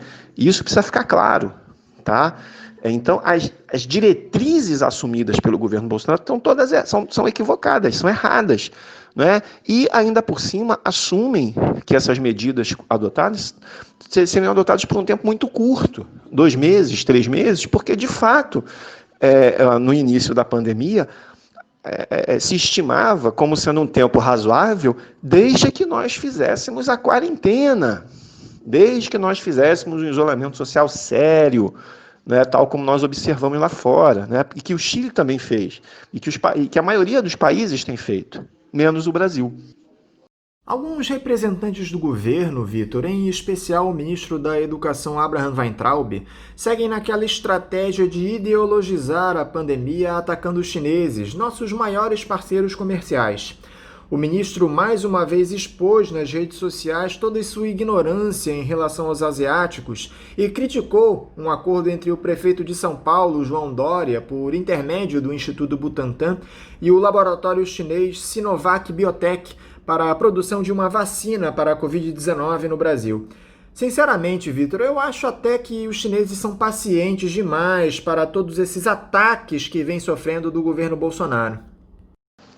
E além de serem pacientes, os chineses são mais espertos, eles são mais inteligentes do que a gente, né? Não só porque eles sabem que eles querem fazer negócios com o Brasil, eles reconhecem que o Brasil é um mercado consumidor importante, né? Então eles usam o que o Weintraub não usa, o que o Ernesto Araújo não usa, o que o próprio Bolsonaro, ou ainda a chamada ala ideológica do governo não usa, que é a diplomacia, né? Então eles têm aí um esforço diplomático que a ala ideológica do governo não tem nenhum interesse em utilizar, exatamente porque essa é a estratégia do governo Bolsonaro, falar para a sua própria base de apoiadores, né? A intenção do Bolsonaro não é ampliar essa base, é manter talvez, digamos, esses 30%, talvez não sejam 30%, pode ser, em algumas pesquisas apontam que são 22%, 25%, talvez um pouco menos, mas ainda assim um percentual relativamente elevado, que é o público-alvo dessas declarações, né? Todas essas declarações de ódio, de xenofobia, né? Tem como intenção, eu acredito, se dirigir a essa base bolsonarista mais empedernida, né, como forma de manter o apoio desse segmento, né? Agora, por outro lado, a China é esperta, os chineses são espertos, eles querem fazer negócios. Então, eles sabem que, bom, é claro que eles vão sempre responder com a contundência necessária, não é? Mas eles também vão ser cuidadosos, porque sabem que querem fazer negócios no Brasil. Agora, a gente não sabe qual é o limite da paciência deles, não é? É claro que eles querem fazer negócio no Brasil, mas absolutamente eles não dependem do Brasil. Absolutamente. Então, possivelmente a gente precisa também ficar atento, né? A gente não sabe qual é o limite da paciência, né? Ou digamos né? dessa paciência, eu não vou dizer limite da inteligência não, mas o limite da paciência dos chineses com essas agressões, né? A gente não sabe quais são os instrumentos que eles podem utilizar em termos de de qualquer pequena retaliação, ou melhor, qualquer retaliação que seja pequena para eles, pode ser muito importante para diversos setores no Brasil. Inclusive o agronegócio está com as barbas de molho, exatamente porque sabe que que essa xenofobia da ala mais ideológica do governo Bolsonaro pode afetar exatamente os seus negócios com a China, né? Então, existe aí a gente tem relatos de que existe algum tipo de tensão aí com relação ao agronegócio e essa postura por parte da ala ideológica do governo Bolsonaro. Nós tivemos na última semana, Vitor, uma nova onda de oscilações das bolsas de valores mundo afora, especialmente em relação a um anúncio do Banco Central estadunidense, o Federal Reserve, de que haveria um longo caminho para a recuperação econômica. Isso é algo que nos parece muito evidente, não é, Vitor? Será que o mercado não percebe que demoraremos muito tempo para atingir o patamar anterior à Covid-19? Me parece, Anderson, que os operadores dos mercados financeiros, eles sim percebem que a recuperação será lenta e, portanto, o período de duração dessa crise será longo. Mas é que eles têm uma lógica diferente, né? Eles atuam numa lógica muito mais curto-prazista, né? E aí existem várias questões aí.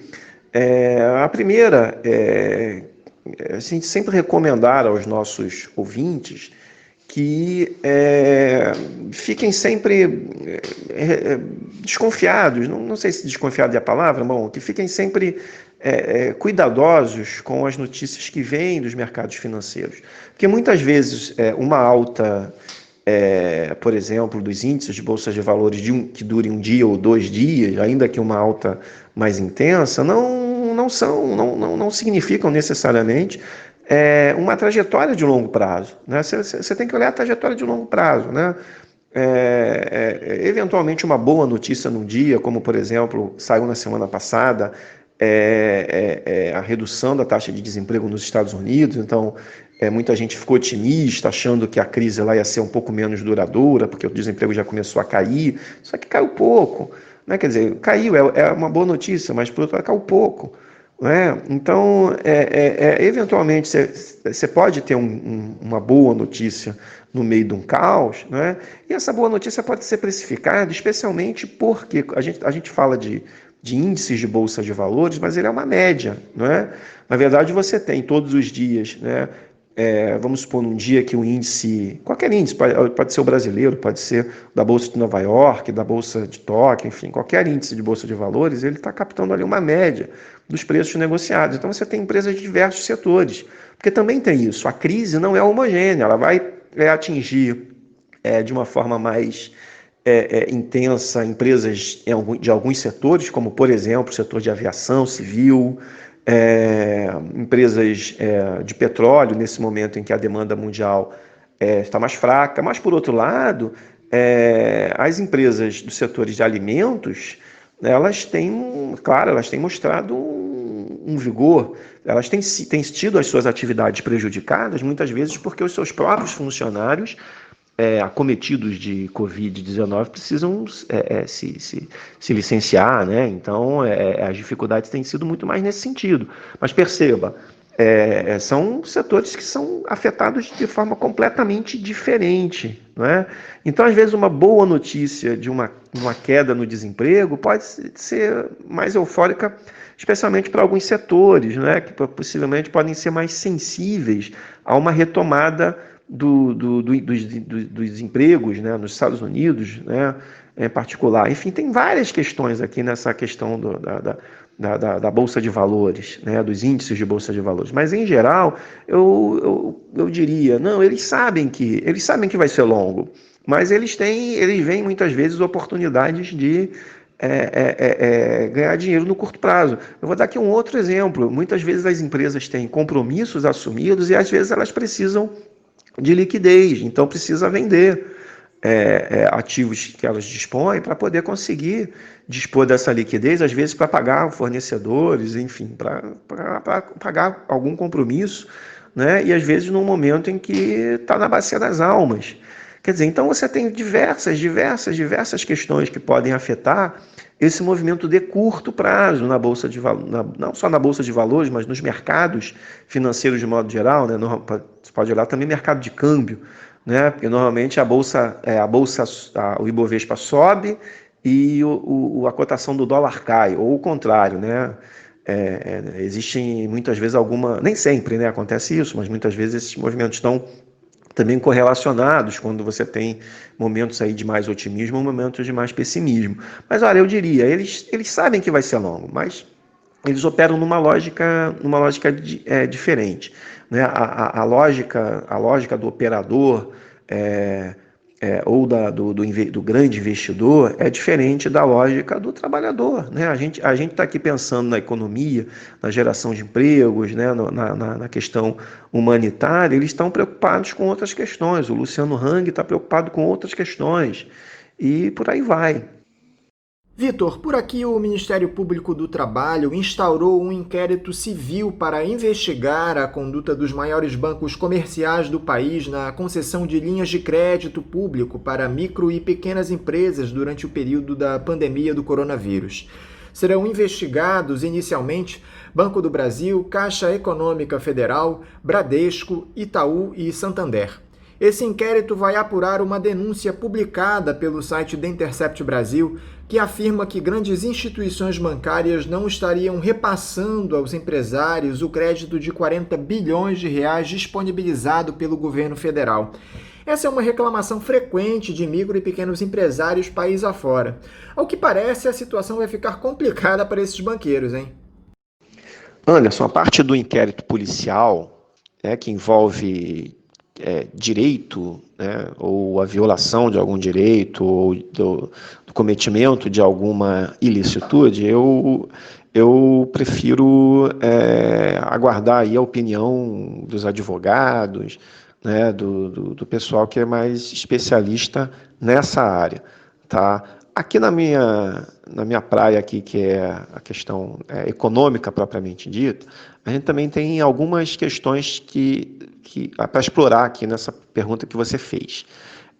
A primeira delas é que, primeiro que o governo Bolsonaro, como eu disse aqui, quando eu disse aqui numa outra ocasião, ainda no início desse programa, que o governo errou aqui na escolha das suas grandes diretrizes, a questão do crédito me parece que é mais um desses erros. O governo apostou muito na questão do crédito, inclusive essa medida aqui de crédito, dessa linha de crédito, para tentar preservar a parte dos empregos, foi inclusive uma das primeiras medidas anunciadas pelo governo, né? E lá atrás, num outro programa do Faixa Livre, eu já alertava que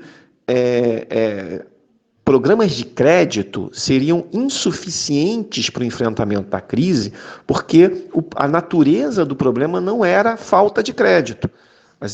As empresas não estavam sofrendo com falta de crédito, estavam sofrendo com falta de demanda, ou ainda a obrigação de ter que fechar as suas portas temporariamente por causa da pandemia. Não é um problema de oferta, porque você tem que fechar e você perde receita, mas também depois um problema de demanda, porque você vai ter diversos trabalhadores, um número grande de trabalhadores desprotegidos, que depois não vão ter renda para consumir. Tá claro? Então, quer dizer, qual que tem que ser o desenho correto das políticas nesse contexto? Você tem que preservar a renda do trabalhador, e aí sim, a partir do momento que você faz essa preservação, você ajuda as empresas a pagarem os salários, aí sim você pode oferecer para elas algum outro tipo de auxílio, e aí sim, por meio de operações de crédito, com um prazo de carência muito amplo, né, para que ela possa pegar esse crédito hoje e só começar a pagar, vamos supor, daqui a alguns meses, quando a pandemia tiver terminado, mas tendo a segurança de que a economia vai voltar a funcionar bem, porque as políticas foram desenhadas, porque a renda dos trabalhadores foi preservada, e etc, etc. Se você não faz nada disso, né, se você admite perda de renda dos trabalhadores, por exemplo, como é o caso do auxílio emergencial, ou mesmo dessa política de crédito, que é para pagar salário no máximo no valor de 2 salários mínimos, então você não está preservando a renda de ninguém. E é claro que banqueiro não rasga dinheiro, banqueiro privado, eles olham para isso e eles vão dizer, não, eu vou dar crédito, eu vou perder esse dinheiro. Está mal desenhada essa política, né? E, por outro lado, a gente tem um sistema de bancos públicos que também são submetidos a um tipo de regulamentação que os obriga a funcionar como bancos privados, né? Na lógica empresarial. Né? E ainda mais nesse governo Bolsonaro. Não é? Esse governo, quem assistiu lá a reunião, aquela reunião ministerial lastimável, não é? O desejo é privatizar o Banco do Brasil, tá claro? Esse é o desejo por parte do Paulo Guedes, né? E possivelmente do Bolsonaro também. Bom, aí eu não vou entrar aqui no mérito por que não privatizou ainda. Você também tem interesses em jogo aí, né? Do agronegócio, por exemplo. Né? Mas os bancos públicos, por sua vez, agora mais do que nunca, eles também estão nessa lógica dos bancos privados. Não é? Então, aí o banco não vai querer conceder empréstimo para uma empresa que possivelmente vai quebrar. Você olha para uma empresa pequena, de pequeno porte, um pequeno restaurante, uma pequena loja, um pequeno comércio, né? Se o banco olha ali e perceber que essa empresa vai quebrar, ele não vai conceder um empréstimo.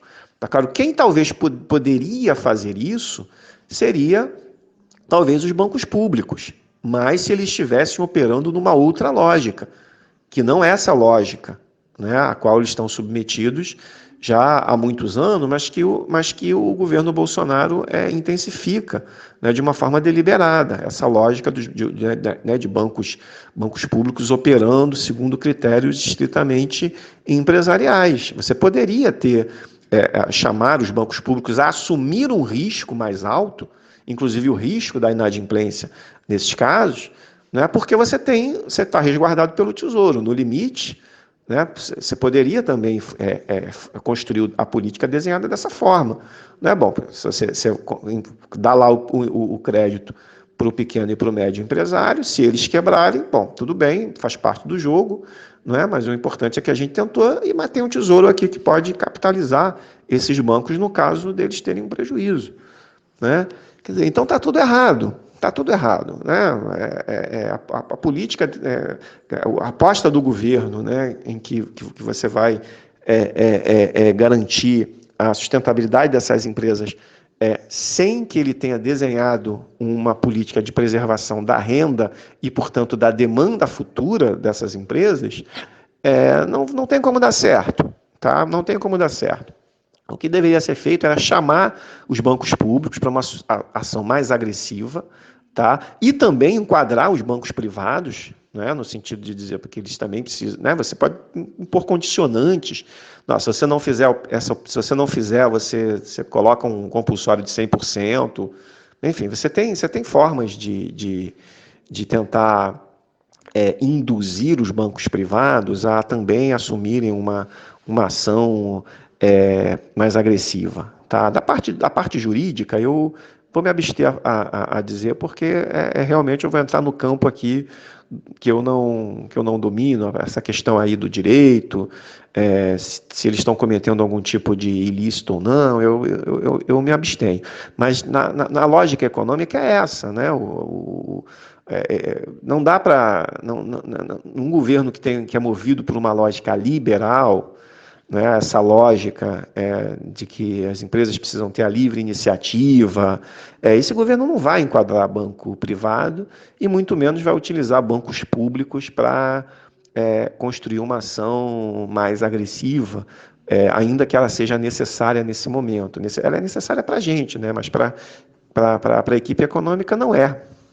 Outro anúncio importante foi esse do secretário do Tesouro Nacional, Mansueto Almeida, de que irá deixar o governo nos próximos meses, Vitor. Eu gostaria que você explicasse para os nossos ouvintes o que representa a saída do Mansueto Almeida da gestão de Jair Bolsonaro. Bem, Anderson, qual é o perfil dos membros da equipe econômica? Todos são liberais, ou melhor, neoliberais, de formação ortodoxa, ou seja, todos defendem políticas de austeridade, defendem a livre iniciativa, defendem que o Estado não deve intervir em matéria econômica, enfim, em linhas gerais é isso, né? Todos defendem essa cartilha neoliberal e ortodoxa, né, e as políticas de austeridade de modo geral. Agora, qual é o histórico que os membros da equipe econômica têm, né, no sentido de serem considerados especialistas em relação às suas áreas? Isso é uma outra pergunta, né? Independente de ser neoliberal, ser ortodoxo ou não, qual é o histórico que eles têm no sentido de serem reconhecidos entre os seus pares como sendo pessoas de bastante competência, de bastante conhecimento, né? E aí é nesse sentido que o Mansueto se destaca, né? É um cara de perfil muito liberal, né? Mas que estava aí fazendo o debate da política fiscal durante os governos do PT. Ele tinha um blog, né, em que ele publicava muita coisa a respeito de política fiscal. Enfim, né, em algum momento ele passou a ser reconhecido como uma autoridade nesse assunto e foi convidado pelo Temer ou pelo Henrique Meirelles, não sei, enfim, para ser o secretário do Tesouro no governo Temer, e ele foi permanecendo durante o governo Bolsonaro na gestão do Paulo Guedes. Né? Ou seja, ele é um cara que tem esse perfil reconhecido entre os seus pares. Eu diria, um único. Então, se você for olhar aí o perfil do restante da equipe econômica, você não tem ali grandes nomes de gente que você, né, que é reconhecido, né, mesmo dentro do campo, dentre os neoliberais, dentre a ortodoxia, né, dentro dessa abordagem econômica, a gente não tem grandes nomes que são reconhecidos como grandes autoridades, né? Isso reflete também um pouco esse certo perfil, né, do presidente Bolsonaro, né? Um deputado que durante toda a sua carreira, né, durante 28 anos em que ele exerceu o mandato de deputado federal, foi um parlamentar medíocre, né? Então ele não teve a capacidade de conseguir reunir grandes nomes, né, mesmo entre esse pessoal com esse perfil, entre os nossos adversários, eu diria assim. Ele não teve essa capacidade. Talvez ele também não tenha querido, né? Talvez não fosse a intenção dele chamar os grandes nomes, exatamente por causa disso também, né? Um nome muito importante que pode acabar, sei lá, veja o caso aí do Moro, né? Então talvez também não fosse a intenção, ou talvez ele não quisesse. Mas é nesse sentido, acho que o Mansueto ele seria, digamos assim, na equipe econômica, digamos assim, um único que pode ser considerado um especialista naquilo que ele está ali fazendo. Agora, também não quer dizer muita coisa, a saída dele não vai significar que vai mudar. Quem dá a linha ali é o Paulo Guedes, então certamente o Paulo Guedes vai convidar outro com o mesmo perfil. Tá claro? Ele já deve estar lá vendo o nome de alguém, também numa linha possivelmente muito defensora das políticas de austeridade, também vai colocar ali na cadeira da Secretaria do Tesouro alguém que tenha também esse perfil de tentar de sentar na chave do cofre, digamos assim, e não liberar a grana, porque reza nessa cartilha neoliberal. Né? Então é isso. Se puder avaliar a saída do Mansueto, seria isso. Ele é da equipe econômica, em resumo. Né? Ele é talvez um dos poucos que, de fato, é um especialista naquilo que está fazendo, mas, por outro lado, não vai mudar o perfil em nada. A gente não tem que esperar nenhuma grande modificação em razão da saída do Mansueto. O Brasil, Vitor, entrou em uma trajetória deflacionária nos últimos 2 meses, especialmente por conta do consumo das famílias em níveis muito baixos. Em abril, houve recuo de 0,31% no Índice Nacional de Preços ao Consumidor Amplo, o IPCA, e em maio ele caiu 0,38%, o menor em 22 anos e o segundo mais baixo do Plano Real. Que problemas esse nível negativo de inflação pode trazer para o país, Vitor? A única maneira de reverter essa trajetória é incentivar o consumo? Anderson, excelente essa pergunta que você me fez, porque ela nos ajuda, digamos assim, limpar o terreno sobre esse debate sobre inflação no Brasil. Realmente tem muitos colegas que compartilham dessa visão, né, de que a inflação, né, seria um sinônimo de uma economia mais aquecida, enquanto que a deflação seria sinônimo, reflexo, termômetro de uma economia desaquecida. Particularmente eu e alguns colegas também economistas compartilhamos de uma outra visão, de uma outra interpretação desses números. Bem, primeiramente, o que é a inflação? A gente define a inflação como sendo o aumento generalizado dos preços, né? Enquanto que o oposto à deflação refletiria a queda dos preços. Mas que aumento de preços que é a inflação? Que queda de preços que é essa deflação? Bom, vamos ver como é que esses índices são calculados, né? A inflação, quando a gente diz a inflação foi de 1%, foi de meio, ou foi de menos 0, sei lá, menos 0, qualquer coisa, enfim. A gente apresenta ali o índice de inflação, né, a variação dos preços. Esses índices eles são calculados de que forma? Bom, primeiro, eles partem de uma pesquisa de orçamento familiar. Né? Você faz uma pesquisa, né, junto a uma amostra de famílias para poder identificar qual é o padrão de consumo. Né? Você consome o quê? Consome que tipo de produtos? Alimentos, bebidas, transporte, habitação, quais serviços consome, serviço pessoal, enfim. Aí você monta uma cesta, né, atribuindo pesos diferentes. E aí depois você vai ter que, todos os meses, medir os preços desses produtos que compõem a cesta. E aí você vai calcular uma média ponderada da variação, que pode ser para cima ou para baixo, desses preços. Uma média ponderada pelos pesos que esses produtos têm na cesta. Aí você vai ter lá o índice de inflação. Você vai dizer, olha, no ano a inflação foi de, sei lá, 2%, mas você vai ter preços que subiram 5%, você vai ter produtos que subiram 10%, você vai ter produtos que caíram de preço. Né? Na média, subiu aquele percentual que está apontando ali. Né? Mas perceba, não é homogêneo, os preços não sobem ou não descem igualmente. Né? Neste caso específico dessa deflação, o que está causando essa queda de preços? É principalmente queda de preços de combustíveis. Né? Ele tem um peso, né, no orçamento das famílias, portanto um peso atribuído no cálculo dos índices de inflação. No caso aqui a gente está falando do IPCA, que é o índice que o Banco Central utiliza nas metas inflacionárias, que está forçando a média para baixo. Você também tem ali alguns itens como moradia, né? Porque sim, você tem proprietários renegociando o preço de aluguel, né? Inclusive você tem algumas situações de inadimplência, e aí por causa da pandemia, e aí o proprietário renegocia, reduz o preço do aluguel, contratos vencendo, né, para poder o imóvel não ficar parado, o proprietário aceita um valor menor pelo aluguel, enfim. Você tem, no caso específico da moradia, você tem essa característica. Né? Agora, por outro lado, alimentos estão subindo. Né? Se você for ver aí a média da evolução desse subitem da inflação, né, alimentos e bebidas, não está tendo deflação. Mas sei lá, o preço da cenoura caiu, vamos supor. Né? Mas é a média. Né? Você tem que ver pela média. Né? Pela média, o preço dos alimentos está subindo. Então, o índice de inflação ele tem essa característica. Né? Às vezes você vai ter uma situação específica em que uma determinada categoria o preço dela vai subir muito ou vai cair muito e vai puxar a média. É isso que está acontecendo com o IPCA. Agora, o que ele revela?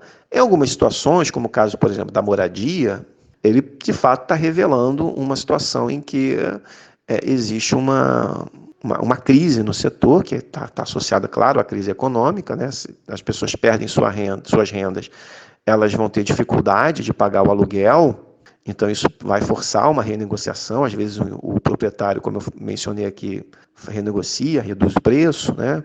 Agora, a economia fraca não está proporcionando digamos assim, uma queda do preço dos alimentos. Na verdade, se você for ao supermercado, né, quem vai ao supermercado deve estar percebendo que você tem determinados produtos que não estão, o preço está subindo em geral. Né? Às vezes eu tomo susto quando eu vou ao supermercado e vejo alguns e percebo que não é daquele mercado particular, porque eu vou no outro mercado e o preço também está alto. Quer dizer, então a gente também tem uma forma de perceber a inflação. Não é? Por exemplo, nesse caso específico da deflação, né, que está sendo puxada pelo preço dos combustíveis, quem percebe mais essa deflação é quem tem carro, quem anda de carro, quem para no combustível para reabastecer. Porque quem não tem, quem anda de ônibus, não percebe essa deflação. Tá claro? Até porque o tempo é diferente. Quando você for fazer o reajuste da tarifa de ônibus, né, porque são preços administrados, então as prefeituras reajustam uma vez por ano, conforme os contratos de concessão, vai levar algum tempo, né? Só se essa queda do preço dos combustíveis for mais duradoura, só aí é que pode ser que ela seja repassada ao preço das tarifas, né? Enfim, aí, bom, a gente sabe que também nesse setor você também tem muito lobby de empresa de ônibus, é uma caixa preta, né? Mas vamos supor, né, numa situação que fosse correta, né, transparente, o preço do combustível é o principal item do custo das empresas de transporte, né? Então, mas leva tempo, né? Sei lá, se o contrato vence só em março do ano que vem, já foi reajustado em março desse ano, só vai ser reajustado em março do ano que vem, então pode ser que o preço do combustível se recupere ao longo do ano e o trabalhador que anda de ônibus não vai nem perceber essa deflação dos combustíveis, porque essa deflação dos combustíveis pode ser que ela nem chegue no preço da passagem. Então é isso, em resumo, e eu espero que tenha ficado claro, eu espero que eu tenha ajudado mais do que atrapalhado no entendimento dessa questão. A deflação, o que ela pode nos ensinar? Ela vai nos ensinar que a crise ela vai afetar os diferentes setores de formas distintas. Não é homogêneo, pelo contrário, né? O IPCA médio está dando deflação, mas é possível que o trabalhador mais pobre não vai perceber no seu bolso essa deflação.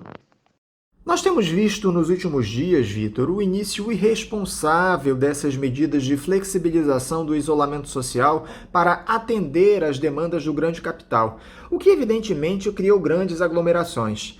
Está claro que nós passaremos por um longo período de adaptação dessas empresas, visto que os hábitos de consumo de alguma forma mudaram por conta dessa pandemia. Como você acredita que será esse processo de adaptação, especialmente do comércio físico no pós-pandemia, Vitor? Você acha que esse pessoal vai apostar mais nas novas tecnologias para atrair clientes? O mercado pré-coronavírus sobreviverá da mesma forma? Anderson, eu acho que é um pouco prematuro ainda a gente tentar fazer algum tipo de aposta sobre como é que vai ser o comportamento das pessoas, dos consumidores, no período pós-pandemia. Agora, a gente já tem aqui, né, hoje, né, digamos assim, com 3 meses após o início da pandemia, já estão colocadas aqui alguns elementos que são fortemente concentradores de renda. Quer dizer, além dos que a gente já tem debatido, e vocês também têm debatido aí no Faixa Livre, com outros participantes, outros convidados, né? Enfim, tem um elemento aqui especial que está associado a isso que você colocou, das estratégias de enfrentamento das empresas a essa nova situação, que é a seguinte: nem todas as empresas dispõem das condições financeiras e técnicas para conseguir readequar as suas estratégias de venda para fazer a venda pela internet. Porque isso pressupõe o acesso à solução tecnológica, não é? Isso não está colocado de forma igual para todos os empresários e em todos os setores, pelo contrário, em alguns deles é mais difícil, em alguns deles envolve operação de logística, que muitas vezes não é fácil, e isso pode restringir o seu mercado, né? Porque, vamos supor, dependendo do tipo de produto, você não vai fazer uma entrega a uma distância, enfim, dependendo da distância e do preço do valor unitário do produto, se você for entregar para muito longe, pode ser que isso inviabilize o negócio. Enfim, você tem uma série de questões aí logísticas que não estão colocadas de forma igual para todos os empresários, de todos os setores. E você precisa também, muitas vezes, dispor de assessoramento técnico para você conseguir fazer essa migração e também dispor das condições financeiras também. Muitas vezes, você sair da loja física para a loja virtual, né, isso vai requerer você vai contratar uma empresa que vai colocar a tua produção na internet, catalogar, etc, etc. Quer dizer, a questão financeira, a questão tecnológica, que se coloca, e são barreiras para que o empresário possa fazer essa migração, né? Pode ser que o custo inviabilize. Tem muitas questões que estão colocadas aí.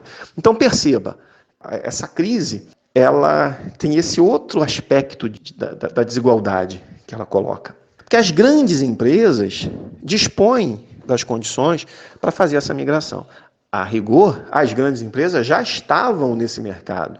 As grandes empresas já fazem vendas pela internet, né? Então, elas vão tiveram que se adaptar, o contrato teve que colocar mais gente ali para poder fazer as vendas e tal, mas elas já estavam nesse mercado. Agora, o pequeno empresário não estava. Então, você tem aí um aspecto extremamente desigual aí nesse sentido.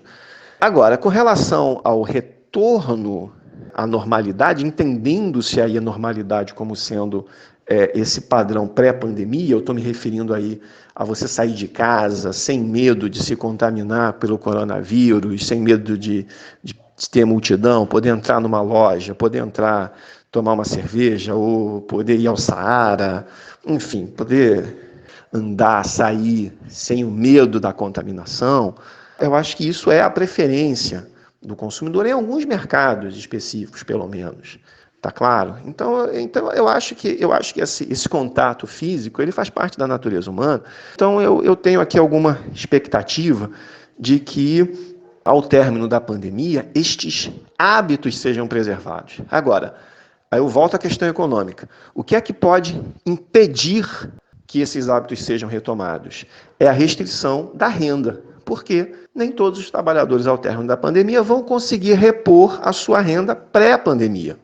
Muitos trabalhadores já estão tendo perda de renda, né? Como eu disse aqui, a solução do governo Bolsonaro foi uma preservação rebaixada da renda dos trabalhadores, então eles já tiveram essa perda e já estão mudando os seus hábitos.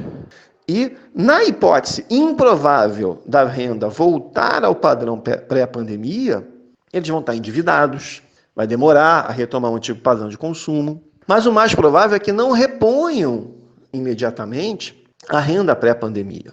E aí o que vai mudar é o hábito, não porque a pandemia em si, ou o medo, né, ou a contaminação mudou os hábitos, mas os hábitos podem se modificar pela força desta nova circunstância, que é a perda da renda. Sei lá, você vai comer menos fora, né, você vai consumir menos cultura, vai consumir menos cinema, vai consumir, sei lá, menos livros, né, porque a perda de renda vai forçar, né, um rebaixamento do padrão de vida.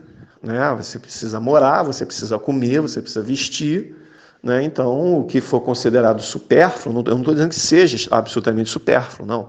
Mas, enfim, tudo aquilo que não fizer parte da sua subsistência mais imediata vai ser descartado. Então, é neste sentido que eu temo uma mudança nos hábitos, né? Uma mudança nos hábitos pela força da perda da renda em si, e não pela pandemia, né? Não pelos hábitos moldados pelo medo da contaminação ou pela comodidade de pedir coisas em casa. Não, eu acho que o que pode provocar a mudança nos hábitos é a perda de renda. Essa eu temo mais. Vitor Araújo, eu quero te agradecer mais essa entrevista que você nos concede aqui ao Faixa Livre, desejar a você um bom dia e um forte abraço. Obrigado, Anderson. Eu envio para você também um forte abraço, também para todos os ouvintes, também para a produção do programa Faixa Livre. Conversamos aqui com o professor de Economia da Universidade Federal Fluminense, a UF, Vitor Araújo. E vamos encerrando a edição de hoje do Faixa Livre, convidando a vocês para amanhã, a partir das 8 da manhã, estarem novamente conosco para mais uma edição do programa. Um abraço a todos e até amanhã!